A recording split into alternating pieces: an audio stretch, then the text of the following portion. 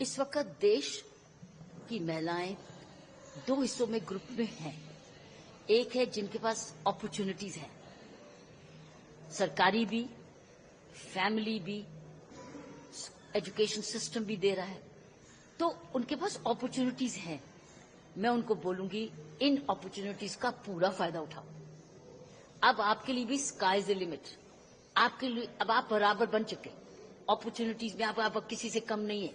अब कमी में भी यहाँ आएगी, आप अपनी अपॉर्चुनिटीज को यूज कैसे करते हैं। सो अपने लिए दूरंदेशी देखो, क्योंकि आप गिफ्टेड हो, आपको मिल गया जो चाहिए। आपको अब ये नहीं सोचना है, अब कंप्लेंट करने का समय नहीं है, अब मेहनत करने का समय है, सही सोच लाने के समय है, और अपनी ग्रोथ का समय करते जाओ। और नंबर 2, ऐसे ग्रो करो जिससे आप ये भी सोचो कि मैंने अपने समाज को भी लेके चलना है। मैंने उन बच्चों को लोगों को साथ में ले जाना, अब उठाना है जो कहीं कहीं उनके पास वो नहीं है जो उनके पास आपके पास है। दूसरा वो ग्रुप है जिसके पास अपॉर्चुनिटीज आ रही हैं लेकिन अधूरी है, या उनको मालूम नहीं है, या उनको पहुंची नहीं है, या उनको समझ नहीं है, राइट, या उनको आता नहीं है करना यूज। उनको हेल्प चाहिए। उसको हेल्प चाहिए मीडिया की, उनको हेल्प चाहिए सरकार की, लोकल एडमिनिस्ट्रेशन की, गांव की सरपंचों की, पंचेस की, एजुकेशन सिस्टम की। उनको चाहिए समझाना कि जो आपके पास अभी आ रहा है इसको यूज करो। जैसे स्कूल में सारी अपॉर्चुनिटीज हैं, तो वो अगर सारी एक्टिविटीज में पार्ट लेने लग जाए, ऑलराउंडर बच्चे बनने लग जाएंगे। तो उनको समझना चाहिए कि स्कूल इम्तिहान के लिए नहीं है, स्कूल ग्रोथ के लिए है। तो सरकारी स्कूलों में फैसिलिटीज और भी बढ़ जाए, प्राइवेट स्कूलों में भी ये स्पोर्ट्स फैसिलिटी, म्यूजिक कॉम्पिटिशन की facility, declamation, debates, NCC, NSS, ये सारी चीजों का फायदा उठाएं। तो मैं ये कहूंगी इस वक्त हमारा देश दो हिस्सों में है। एक जिसको अब जिसके पास अब चुनौती है, बॉल अब उसके कोर्ट में है, कैसे यूज करता है। दूसरा, मदद भी चाहिए लेकिन समझ भी चाहिए कि ये जो भी मेरे पास है अधूरा है, चाहे कोई बात नहीं, लेकिन मैं इसी से भी शुरू करूं। तो मैं ये समझती हूँ अगर हम ये करेंगे तो देश बड़ी जल्दी प्रगति और भी ज्यादा करेगा।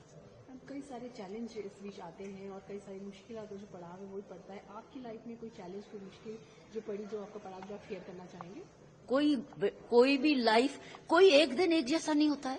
कौन कहता है कि मुझे कुछ नहीं होना है और कोई चुनौती नहीं आएगी? आएगी, वो आपको टेस्ट करने आती है। तो यही तो ग्रोथ है कि आप अगर अपने आप को पढ़ते रहे, लायक बनते रहे, फिजिकली फिट होते रहे, मेंटली अपने आप को ग्रो करते रहे, अपना फैमिली सपोर्ट सिस्टम बनाते रहे, सही वातावरण रखें, सही समझ रखें। चुनौती क्या है? आपके लिए एक अपॉर्चुनिटी है सीखने की। विकसित भारत के लिए क्या कहना चाहेंगे? क्या इसमें महिलाओं का और जो है सशक्तिकरण बढ़ने की उम्मीद है? पीएम मोदी ने अगर यही सारी अपॉर्चुनिटीज पुरुष हो या महिला, लड़के हो या लड़कियां, समझ लें कि हमारे पास जो है ये विकसित भारत अपने लिए है, अपने लिए है, क्योंकि उनको जो जितना यंग है उतना विकसित भारत उसको फायदा देगा। तो इसकी अब समझदारी का समय है, जिम्मेवार जीवन बताएं, समझदारी का, और पढ़ाई करें, गेम्स खेलें, अपने फैमिली की कदर करें, फैमिली रिश्तों को बनाएं, अच्छे दोस्त बनाएं, अच्छी किताबें पढ़ें, अच्छा चरित्र निर्माण करें, अच्छी हैबिट्स डालें। तो विकसित भारत क्यों नहीं होगा? क्योंकि विकसित भारत मीन्स है हेल्दी भारत, प्रॉस्परस भारत, समझदार भारत, सक्षम भारत, स्किल्ड भारत। तो अगर स्कूलों में स्किल सिखाई जा रही है तो सीखो, जो भी स्कूल दे रहा है आपको सीखते जाओ। आपने वो एंटरप्रेन्योर करनी है नहीं करनी, जो स्कूल सिखाता है सीख लो, क्या फर्क पड़ता है? स्कूल में टाइम तो है ना, सीखते जाओ ना। वो ट्रेड करना और मत करो, लेकिन स्किल तो आई, स्किल। सो इस वक्त स्किलिंग साथ साथ पढ़ाई करो अपने आप को, ताकि पता नहीं कौन सी जगह आपको कौन सी स्किल काम आ जाएगी।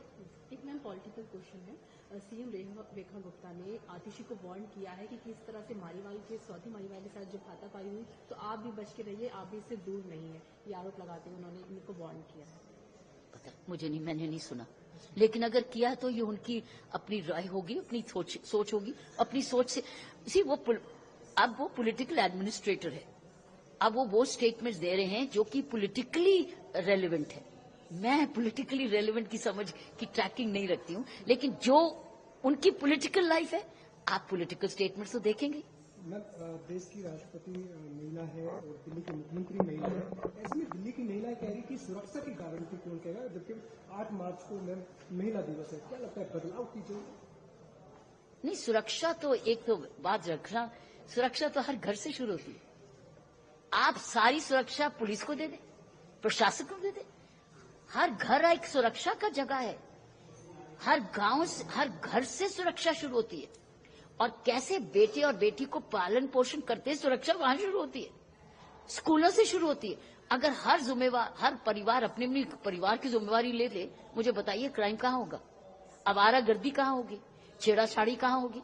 क्यों नहीं हर परिवार के माँ बाप अपना अपनी जिम्मेवारी समझने लग जाएं, तो परिवारों से वो वेलफेयर एसोसिएशन बनती है, उसी से गांव बनता है, गांव से स्टेट बनता है।